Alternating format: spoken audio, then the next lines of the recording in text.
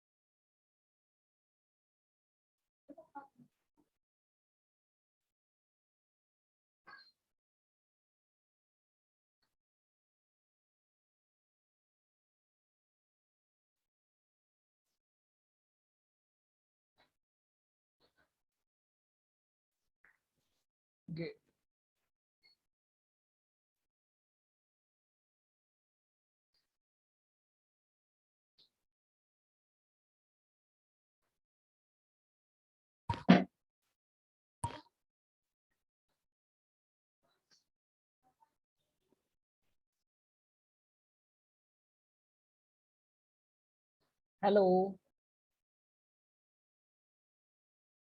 Hello. हाँ, करा था फिर कल रिवाइज चैप्टर।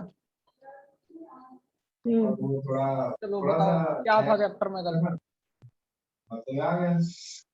चैप्टर में फोटोसिंथेसिस के बारे में बताया था। थोड़ी तेज। चैप्टर में फोटोसिंथेसिस के बारे में बताया था, न्यूट्रिएंट्स, ऑटोट्रोपिक और लीव्स का। अच्छा, नोट्स बनाए थे? नोट्स, हाँ। दिखाओ।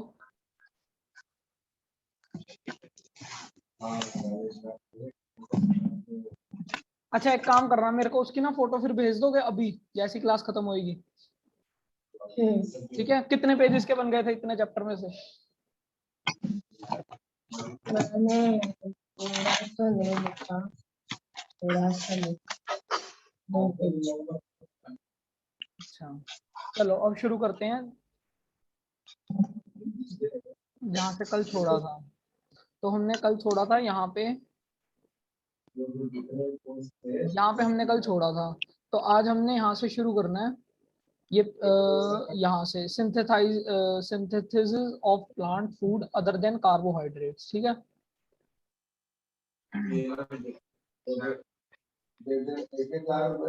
ये तो एक्टिविटी है, ये तो ठीक है। एक्टिविटी एक बार पढ़ लेते हैं। क्या है? Take 2 potted plants of the same kind, keep one in the dark for 72 hours and the other in sunlight.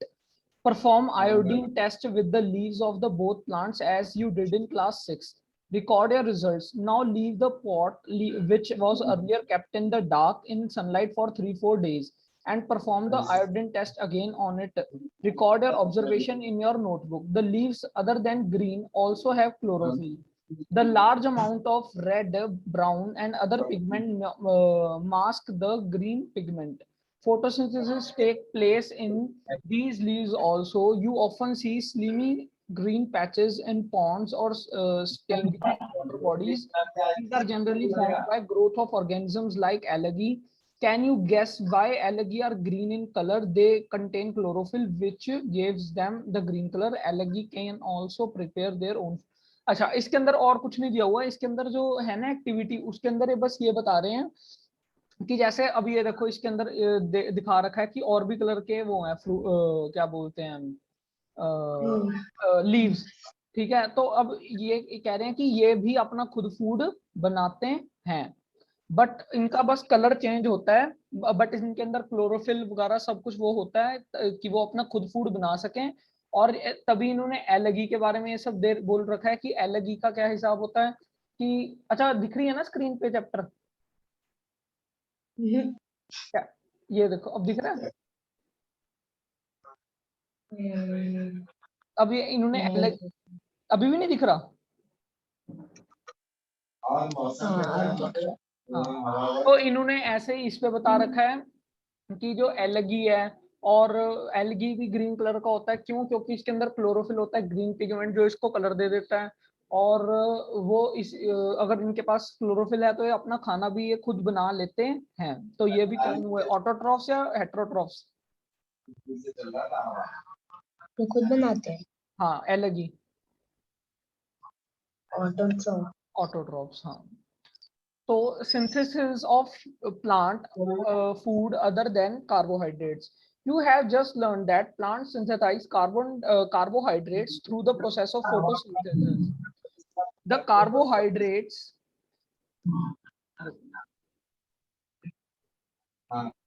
the carbohydrates are made of carbon, hydrogen, and oxygen.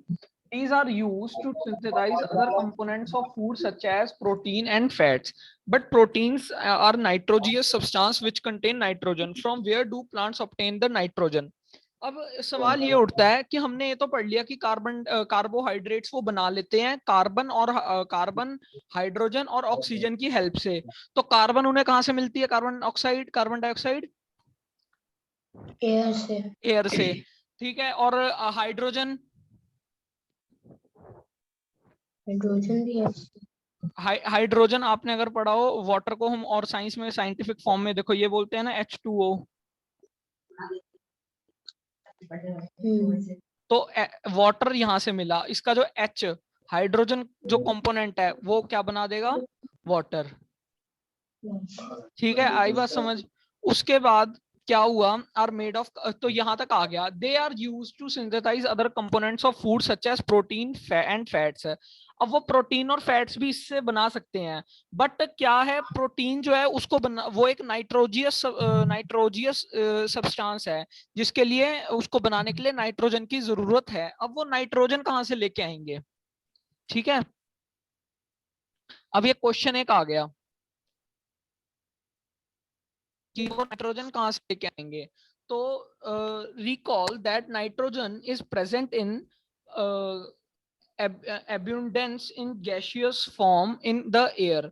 However, plants cannot absorb nitrogen in this form. Soil has certain bacteria that convert the gaseous nitrogen into a usable form and release it into the soil. अब देखो, हमने पहले जैसे मैंने कल बताया था कि जो हमारी एयर है उसके अंदर कुछ परसेंट नाइट्रोजन है, कुछ परसेंट ऑक्सीजन है, कुछ परसेंट कार्बन डाइऑक्साइड है और कुछ परसेंट बाकी की अदर गैसेस हैं। बताया था कल? हाँ। हाँ, तो वैसे ही इन्होंने क्या ये बताया, इन्होंने कहा कि जो एयर है ना हमारे पास, उसमें वहां से वो नाइट्रोजन ले लेंगे, बट प्लांट्स कैपेबल नहीं होते कि वो डायरेक्ट एयर से नाइट्रोजन निकाल सकें। इसलिए वो जो क्या क्या होता है, नाइट्रोजन इनको कहाँ से मिलती है? जो सॉइल में जो बैक्टीरियाज होते हैं, काफी बैक्टीरिया क्या करते हैं, जो एयर में नाइट्रोजन है उसे लेते हैं और उसे these are absorbed by plants along with water। क्या करते हैं, गैशियस फॉर्म में लेते हैं और यूजेबल, जहां जिससे प्लांट के यूज में आ सके उसको उसमें कन्वर्ट करके सॉइल के अंदर रिलीज कर देते हैं। आई बात समझ? मतलब क्या हुआ, इसका जो नाइट्रोजन है जो एयर में है, एयर में जिसके पार्टिकल्स हैं, तो जो सॉइल के अंदर बैक्टीरिया है, बैक्टीरिया क्या करता है, जो एयर में नाइट्रोजन है उसे कन्वर्ट कर देता है उस फॉर्म के अंदर कि प्लांट्स के यूज में वो आ सके और वो उसे सॉइल में छोड़ देता है। ठीक है,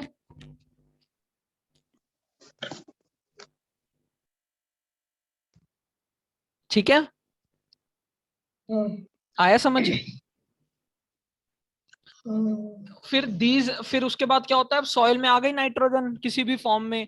अब क्या होगा, these are absorb by plants, by the plants along with water. अब जब वो पानी एब्सॉर्ब करता है वाटर, पानी जब वो लेता है उसी के साथ साथ वो क्या ले लेता है, नाइट्रोजन भी एब्जॉर्ब कर लेता है। ठीक है। अच्छा, also you might have seen farmers adding fertilizers rich in nitrogen to the soil. अब हमने देखा होगा ना कि खाद डालते हैं खेत वगैरह में, जब आपने किसी फार्मर से सुना हो कि हाँ खेतों में क्या चल रहा है, तो बोलते हैं खाद अभी डाल रहे हैं खेतों में, या हम अपने प्लांट्स में घर पे भी डालते हैं खाद, सुना है?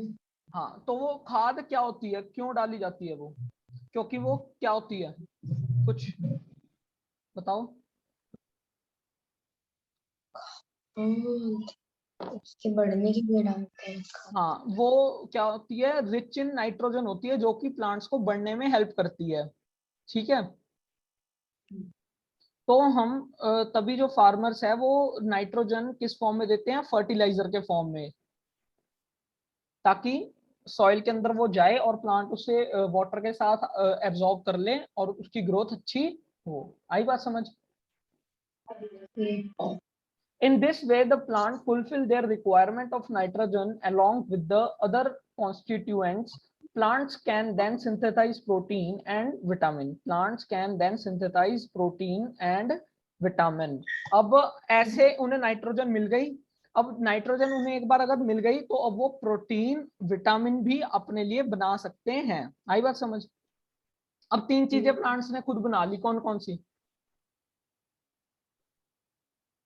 प्लांट्स ने नाइट्रोजन, सबसे पहले कार्बोहाइड्रेट्स बना लिए कार्बोहाइड्रेट्स फोटोसिंथेसिस से, और जो हमने पहले पढ़ा कल।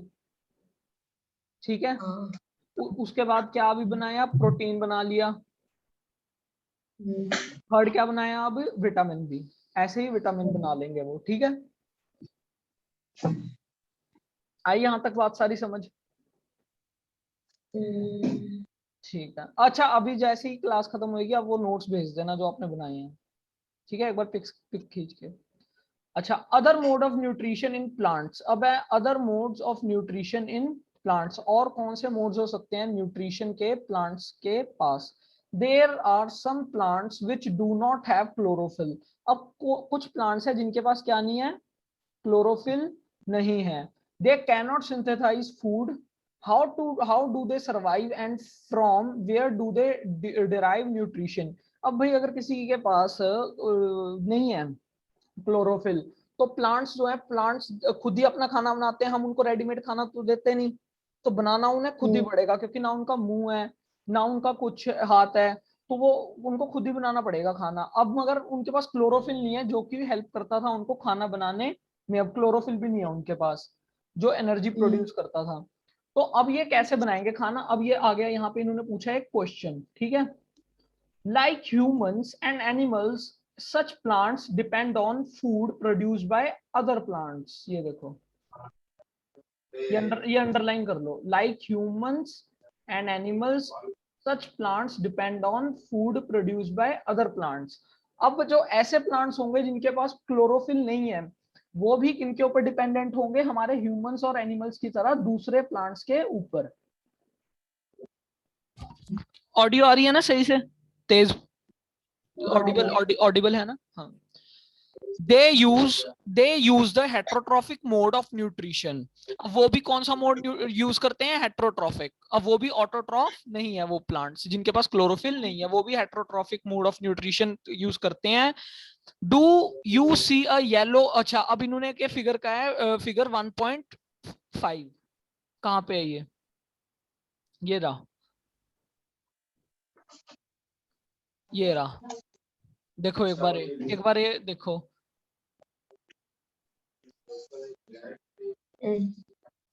दिख रहा है ये येलो, येलो कलर के हैं जो लीव्स। हाँ, तो येलो कलर के लीव्स क्यों हैं पता है? ये इसके पीछे ये कारण है कि ये येलो कलर के क्यों हैं। अभी वो इसका रीजन है कि ये जो येलो वाले हैं ये कौन से हैं, हेट्रो, क्योंकि अब इनके पास क्या नहीं है, इनके पास क्लोरोफिल नहीं है। ठीक है। पढ़ते हैं, ये देखो क्या लिखा है इन्होंने। बुक रीड करी थी कल? आज इसमें कोई क्वेश्चन नहीं, जो कल किया था बस उतना ही किया। बस नोट्स बनाए थे? हाँ। तो अभी फोटो भेजना आप, ठीक है? Do you see a yellow? अच्छा, do you see a yellow very branch structure twining around the stem and branches of a tree? This plant is called cuscata. Cuscata. It does not have chlorophyll. It takes ready-made food from the plant on which it is climbing. The plant on which it depends is called the host, since it deprives the host of valuable nutrients. अब ये देखो, ये plant है, ये देखो, ये सारा plant है, ये जो दिख रहा है ना, जो जहां मैं पेन चला रहा हूँ, हाँ। ये सारा पेन, ये सारा प्लांट है एक। अब मगर जो ये वाला, जो ये जो सर्कल कर रहा हूँ अब, ये क्या है? ये येलो कलर का है, जो कि जो खुद अपना खाना प्रोड्यूस नहीं कर रहा, ये अपना खाना किन से ले रहा है? इस प्लांट से। ये जो येलो वाला इसके ऊपर आ रखा है, ये खाना ये ग्रीन वाले से ले रहा है, ठीक है? तो अब हम जो एक ग्रीन वाला है जिससे खाना ले रहा है, उसे क्या बोलेंगे? होस्ट, ठीक है? अच्छा, when an insect lands in the picture, the lid closes and the trapped insect gets entangled into the hair. The lid closes and the insect is trapped. The insect is digested by the digestive juices secreted in the pitcher, and its nutrients are absorbed. Such insect eating plants are called insectivorous plants. Is it possible that such plants do not get all required nutrients from soil in which they grow? ये है किस तरह इसको, अच्छा मैं गलत पढ़ रहा हूँ। All are we other animals also? इधर आ गया मैं, यहाँ से शुरू होगा। नहीं, यहाँ से यहाँ तक हमने पढ़ लिया ना ऊपर, since it deprives the host of valuable nutrients. उसके बाद यहाँ कसकट्टा इज कॉल्ड द पैरासाइट। और जो ये येलो देखो, ये जो येलो येलो था, जो खाना खुद नहीं प्रोड्यूस कर सकता, उसको हम बोलेंगे पैरासाइट। जो जिसका वो खाना खा रहा है, उसे क्या बोलेंगे? Host. Are we and other animal also kind of parasites? क्या हम भी पैरासाइट्स हैं? यू थिंक कि हम भी पैरासाइट्स हैं? Yes. चलो देखते हैं, अभी आगे पता चलेगा, ये बताएंगे। Paheli wants to know whether mosquitoes, bed bugs, lice, and leeches that suck our blood are also parasites. चलो वे आगे पढ़ेंगे, यहाँ पे आगे देंगे। Have you seen or heard of plants that can eat animals? सुना है कभी ऐसा कोई प्लांट का नाम सुना है जो एनिमल्स खा ले? Animals से insects. एक बार चलो देखते हैं। There are few plants which can trap insects and digest them. हाँ, ऐसे प्लांट है जो कि इंसेक्ट कौन क्या होते हैं? Flies. हाँ, जो इंसेक्ट, जैसे कोई कीड़ा मकोड़ा, छोटे मोटे जो कीड़े मकोड़े से होते हैं। Is it not amazing? Such plants may be green or of some other color. Look at plant in figure 1.6. The pitcher like or jug like structure is the modified part of leaf. ये देखो, ये चीज देख रहे हो जो मैं ये जिस पे बॉक्स बनाया है, ये जग लाइक स्ट्रक्चर नहीं है एक? हाँ। इसी के बारे में उन्होंने बताया है। Such plants may be green. The pitcher-like or jug-like structure is the modified part of leaf. The apex of leaf forms a lid which can open and close the mouth of the pitcher. अब ये जो leaf है ना, ये देखो ये, अब जो ये अब जहाँ बॉक्स बनाया, ये देखा बॉक्स जहाँ अभी बना रहा हूँ, ये एक ना ढक्कन की तरह इस्तेमाल होता है। जब लीफ चाहे उसका ढक्कन खोल देता है, जब लीफ चाहे उसका ढक्कन बंद कर देता है। The apex of leaf forms a lid which can open and close the mouth of the pitcher. Inside the pitcher there are, अब inside the pitcher उसके अंदर क्या है? There are hair which are directed downwards. When an insect land in the pitcher, the lid closes and the trapped insects get entangled into the hair. the lid closes and the insect is trapped. The insect is digested by digestive juices secreted in the pitcher and its nutrients are absorbed. अब देखो पता क्या होता है, एक बार इसे erase करता हूँ.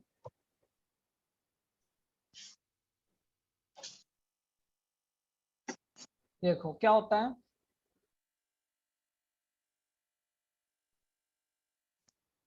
ये जग लाइक स्ट्रक्चर एक. अब क्या होता है, ये एक इंसेक्ट है, ब्लू कलर का डॉट बनाया मैंने, देखा, ये एक इंसेक्ट है. ये आएगा आएगा आएगा आएगा आएगा यहाँ आ जाएगा, यहाँ पे ठीक है, इसके अंदर आ जाएगा. ये जब खुला होगा, जैसे ये यहाँ पे आएगा, साथ ही क्या होगा,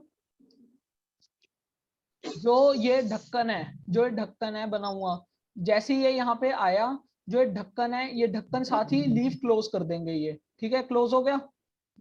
अब ये जो अंदर ही ट्रैप्ड होके रह जाएगा, ये अंदर ही ट्रैप होके रह जाएगा. ठीक है, उससे क्या होगा, ये अंदर ट्रैप होके रह गया, ये बाहर नहीं निकल पाएगा. और फिर जो यहाँ पे क्या होगा, डाइजेस्टिव जूसेस आएंगे और इसको क्या करेंगे, डाइजेस्ट कर देंगे और जो उसे मार देंगे, एक तरह से जो इंसेक्ट होगा उसको मार देंगे और प्लांट उसे डाइजेस्ट कर लेगा. आई बात समझ. और उसके जो न्यूट्रिएंट्स होंगे वो एब्जॉर्ब हो जाएंगे प्लांट के अंदर. Such insect eating plants are called. अब जो ऐसे प्लांट्स हैं जो कि इंसेक्ट्स को खाते हैं, इनको हम क्या बोलते हैं, इंसेक्टिवोरस प्लांट्स. ठीक है. Is it possible that such plants do not get all required nutrients from soil in which they grow? अब क्या ये possible है, जो ऐसे plants हैं, is it possible that such plants don't get all the required nutrients? क्या ऐसा हो सकता है कि इन plants को soil से वो nutrients ना मिले जो इनको जरूरत है, या जितनी मात्रा में जरूरत है उतने ना मिले. ठीक है. अच्छा, उसके बाद ये बूजो ने एक और क्वेश्चन पूछा. Bujo is confused if the pitcher plant is green and carries out photosynthesis, then why did it feed insects? बुजो ने कहा, अगर ये प्लांट जो है, ये पिक्चर्स वाला जो प्लांट है, अगर ये ग्रीन कलर का है, मतलब कि फोटोसिंथेसिस करता होगा, तो फिर भी ये क्यों इंसेक्ट्स को खाता है? ये बुजो ने क्वेश्चन पूछा. ठीक है, तो आगे देखते हैं इसी के अंदर अगर कुछ आंसर दिया हो. You might have seen packets of mushrooms sold. You might have seen packets of mushroom sold in vegetables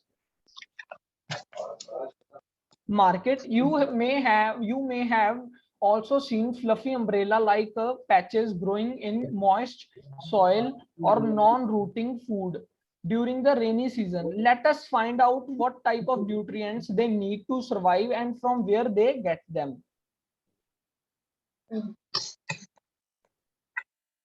पहले यहां तक का सारा समझ आया, पहले ये बताओ, क्योंकि फिर आगे अब दूसरा टॉपिक स्टार्ट हो गया. आया समझ? एक बार यहां तक का वो दो समरी क्विक. अभी तक शुरू से हमने क्या पढ़ा? शुरू हमने एल्गी के बारे में पढ़ा. और शुरू से फर्स्ट कल से क्या पढ़ा हमने? हमने पहले न्यूट्रिएंट्स के बारे में पढ़ा. ठीक है, न्यूट्रिशन. उसके बाद ऑटोट्रॉपिक और हेटेरोट्रॉप्स के बारे में. हाँ. फिर लीव्स के बारे में पढ़ा, गार्ड सेल्स, टोमेटा. ठीक है, फोटोसिंथेसिस के बारे में जाना कि प्लांट्स अपना खुद खाना कैसे बना लेते हैं. फिर कुछ क्वेश्चंस आए थे, उन क्वेश्चंस का आंसर दो. These are the food factories. ये थे क्वेश्चंस. कहाँ गए? हाँ, where the food factories of plants are located.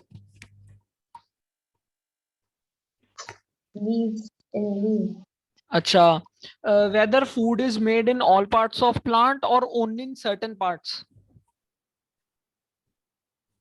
certain parts, कहाँ पे? मतलब किसी एक जगह पे बनता है ना।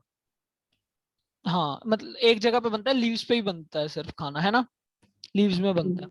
How do plants obtain the raw material from the surroundings? उन्हें सराउंडिंग्स में से रॉ मटेरियल कैसे मिलता है? पहले बताओ, सॉइल, पहले ये बताओ रॉ मटेरियल कौन कौन से हैं उनको जो चाहिए होते हैं खाना बनाने के लिए? रॉ मटेरियल्स होते हैं कार्बन डाइऑक्साइड, ठीक है, वाटर, मिनरल्स। ठीक है। अच्छा, अब ये मिलते कहाँ कहाँ से हैं? सबसे पहले कार्बन डाइऑक्साइड कहाँ से मिलेगा? एयर से, ठीक है, एयर से। एयर और एयर में से कौन उसे कलेक्ट करेगा? कार्बन डाइऑक्साइड कलेक्ट करेगा। कहाँ से कौन करते हैं? मतलब कार्बन डाइऑक्साइड एब्जॉर्ब एयर से कौन करता है?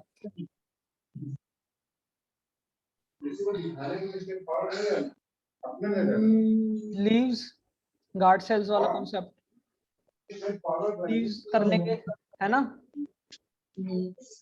ठीक है, उसके बाद फिर आ गया मिनरल्स और वाटर, इन दोनों का क्या था? सॉइल, सॉइल में। रूट देते हैं, अच्छा, सॉइल से फिर कहाँ कहाँ आएंगे ये ट्रांसपोर्ट होके? रूट्स में, अच्छा, रूट्स में तो आ गए, रूट्स के बाद ट्रांसपोर्ट होके इनको आखिरकार लेके कहाँ जाना है? लीव्स में, अच्छा, कैसे लेके जाएंगे? वेसल्स से। अच्छा, अब क्या जितने जितने प्लांट्स हैं, क्या वो सभी प्लांट्स लीव्स में जाकर ही लास्ट अपना खाना बनाते हैं हाँ, और कहीं नहीं बनाते? अच्छा, क्या हर हर प्लांट में ऐसे, अगर कोई प्लांट है जिसकी स्टेम जो है, स्टेम ग्रीन कलर की है, जिसके अंदर क्लोरोफिल है, तो वो भी फिर वहीं लीव्स पे लेके जाएगा, या वो वहीं स्टेम पे ही बना लेगा खाना? स्टेम पे बना लेगा, उसका रीजन क्या था कि वो स्टेम पे ही क्यों बनाएगा, लीव्स तक क्यों नहीं लेके जाएगा? क्योंकि वो एक डेजर्ट प्लांट होगा तो वहां पे धूप ज्यादा होगी तो जो वाटर होगा वो जाते जाते सूख जाएगा, हाँ, इसलिए वो मतलब वहीं कि पे बना। एट द एंड इसका ये है कि आंसर की जो वाटर है वो ताकि ज्यादा खराब ना हो, लॉस ऑफ वाटर ना हो, इस वजह से वो लीफ तक लेके जाने का वेट नहीं करेगा, वो पहले ही बना लेगा। ठीक है। अच्छा, अब क्लोरोफिल के बारे में बताओ थोड़ा, बिना देखे क्या था क्लोरोफिल प्लांट्स का?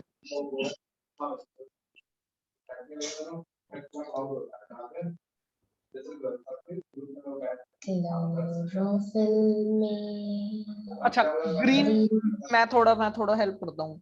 जो ग्रीन पिगमेंट है प्लांट का, वो किसकी वजह से होता है? वो क्लोरोफिल की वजह से होता है, वो सनलाइट देता है एनर्जी के लिए। अच्छा, जो कहाँ से एब्जॉर्ब करता है क्लोरोफिल एनर्जी?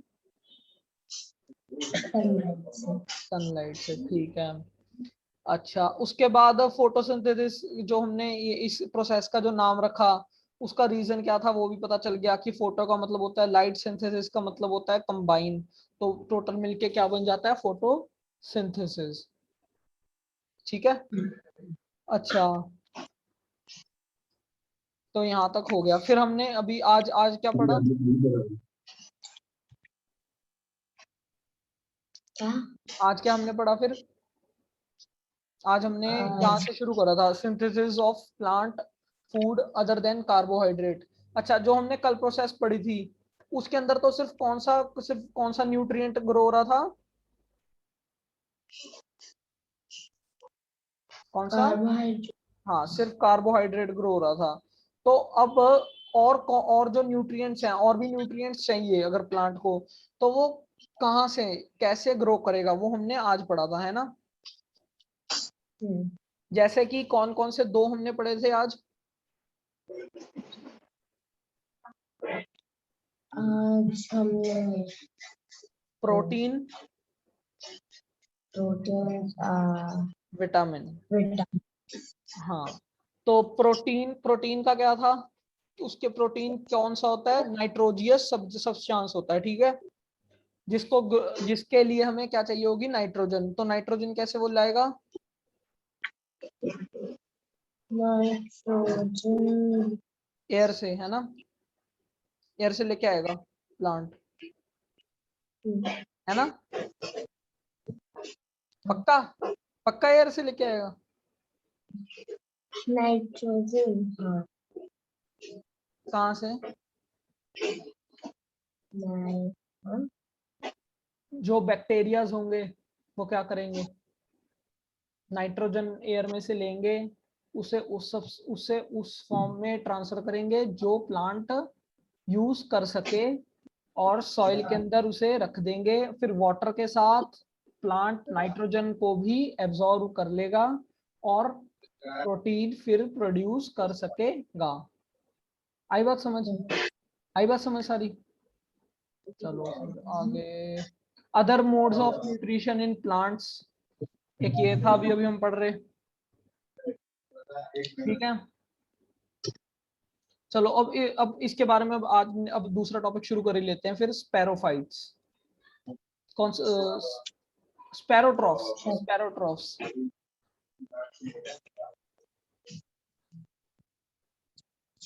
चलो अब यहाँ तक हमने पढ़ लिया था, उसके बाद अब ये है, यहाँ तक तो हमने पढ़ लिया था ना कि मशरूम के बारे में कह रहे थे कि हम जब मशरूम लेते हैं तो you may have also seen fluffy umbrella like patches growing in moist soil और on rotting wood during the rainy season, let us find out what type of nutrient they need to survive and from where they get it। अब चलो पढ़ते हैं ये क्या कह रहा है।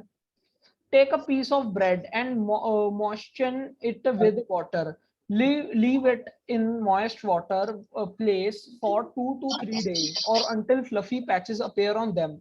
What color of these patches? Observe the patches under a microscope or a magnifying glass, write down your observation in। या और कुछ नहीं कह रहा। कभी आपने घर में सुना है फंगी, फंगस लग जाती है, फंगस लग जाती है, जैसे कि अगर कोई खाना बहुत दिन तक पड़ा रह जाए तो उस पे फंगस सी लग जाती है, कुछ ऊपर आ, काई काई काई हम जिसे बोल देते हैं, काई, काई जम जाती है। तो ये काई के बारे में ये बोल रहा है कि जो काई है वो, अब ये उसके बारे में बता रहा है, काई को हम क्या बोलते हैं, फंगस, ठीक है। These organisms are called fungi. They have a different mode of nutrition. They absorb the nutrients from the bread. This mode of nutrition in which organisms take in nutrients from dead and decaying matter is called sparotrophic nutrition। अब देखो ये fungi क्या होती है, they have इनके पास कोई different mode of nutrition है, इनका कोई जो मोड है न्यूट्रिशन का वो थोड़ा डिफरेंट है। They absorb the nutrients from the bread. ये क्या करते हैं, जैसे अगर इन्होंने अभी जो एक्टिविटी दी, इन्होंने ब्रेड की एक्टिविटी दी है, तो ये क्या करते हैं, they absorb the nutrient from the bread. जो ब्रेड के पास न्यूट्रिएंट्स होते हैं ये उसे एब्जॉर्ब कर लेते हैं, ठीक है। This mode of nutrition in which organism take in nutrients from dead and decaying matter। dead and decaying matter मतलब कि सड़ा गला खाना। जैसे सड़े मोस्टली क्या होता है, अगर हम कुछ चीज ना खाएं, ना उसे फ्रिज में रखें, ना उसे ऐसे ही छोड़ दें, जैसे कभी क्या करना, कोई ब्रेड हुई ना, ब्रेड को ऐसे ही छोड़ देना 2-3 दिन के लिए, या इवन 2 दिन के लिए, अब गर्मी पूरा मॉइस्चराइज वाला मौसम है, मॉइस्चर वाला मौसम है, तो ऐसे ही छोड़ देना, तो उसके ऊपर क्या जम जाएगी, काई जम जाएगी थोड़े 1-2 दिन में ही, ठीक है। तो वो अब वो जो ब्रेड थी, ये जो ब्रेड है, इस पे ये पूरा डेड एंड डीके हो गया, पूरी गल चुकी है ब्रेड, इसके ऊपर आएगी फंगी जो हमारे यहाँ ही होती है एनवायरनमेंट में, इसके ऊपर आएगी, बैठ गई। अब क्या करेगी, अपनी ग्रोथ के लिए इसको खाना तो चाहिए, न्यूट्रिशन तो चाहिए ही, तो ये इसी डेड एंड डीके सब्सटेंस से इसके न्यूट्रिएंट्स छीन लेगी और ये ग्रो खुद हो जाएगी। आई बात समझ। अच्छा, such organisms with the sparotrophic mode of nutrition are called sparotrophs। ठीक है, आगे बात समझ यहाँ तक। ये कौन सा मोड ऑफ न्यूट्रिशन है, स्पैरोट्रॉफिक न्यूट्रिशन। और जो प्लांट्स या जो ऑर्गेनिज्म इस मोड को यूज करते हैं उनको क्या बोलेंगे, स्पैरोट्रॉफ्स। आई बात समझ, ये सारा अंडरलाइन कर लो।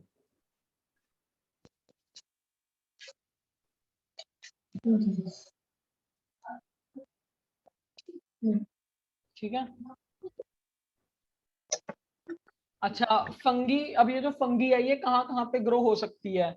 सबसे पहला पिकल्स पे, लेदर पे, क्लोथ पे, other articles that are left in hot humid weather for a long time.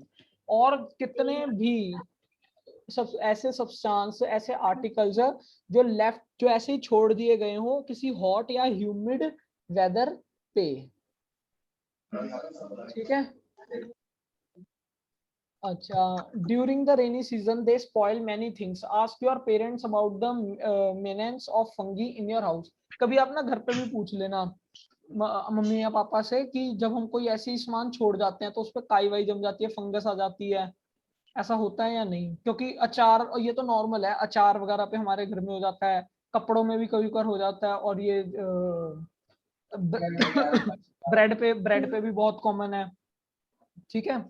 The fungal spores are generally present in air when they land on, when they, ये क्या खत्म, when they land on, when they land on wet and warm things they germinate and grow. Now can you figure out how we can protect our things from getting spoiled? ये underline कर लो question, ये इसका कल answer मैं पूछूंगा। घर घर घर पे पता चल जाएगा कि इसे हम कैसे बचा सकते हैं। ठीक है। तो अब एट दी एंड इन्होंने यही बताया है कि जो फंगी होती है ये क्या होती है, हमारे एटमॉस्फेयर में ही घूम रही है, हमारे आसपास ही घूम रही है। ये एक्टिव कब होती है? जब कोई डेड सब्सटेंस काफी देर से हॉट ह्यूमिड वेदर पे पड़ा हुआ है, ये उसके ऊपर जैसे ही लैंड करती है ये एक्टिव हो जाती है, उसके न्यूट्रिएंट्स अपने लिए, अपनी ग्रोथ के लिए इस्तेमाल करती है, और अपनी ग्रोथ करती है, खुद को न्यूट्रिएंट प्रोवाइड करती है, न्यूट्रिशन प्रोवाइड करती है। तो ये आई बात समझ? क्वेश्चन आज का क्या है? Can you figure out how we can protect our things from getting spoiled. ठीक है, ये घर पे पूछ लेना, घर पे पता चल जाएगा कि जब हम खाना फंगस से बचाने के लिए क्या करते हैं, वो सब। ठीक है। तो अभी नोट्स की फोटो भेज देना, ठीक है, मैं चेक कर लूंगा। बाकी आज जितना पढ़ाया है ये सारा रिवाइज कर लेना। स्पैरो, अब क्योंकि काफी हो गया, वन वर्ड भी इवन काफी क्वेश्चंस इस पे बन जाएंगे अब। ठीक है। तो आज ये मेरे को बता देना फिर। ठीक है, अभी फोटो भी भेज देना नोट्स की। ठीक है, चलो, ओके, बाय।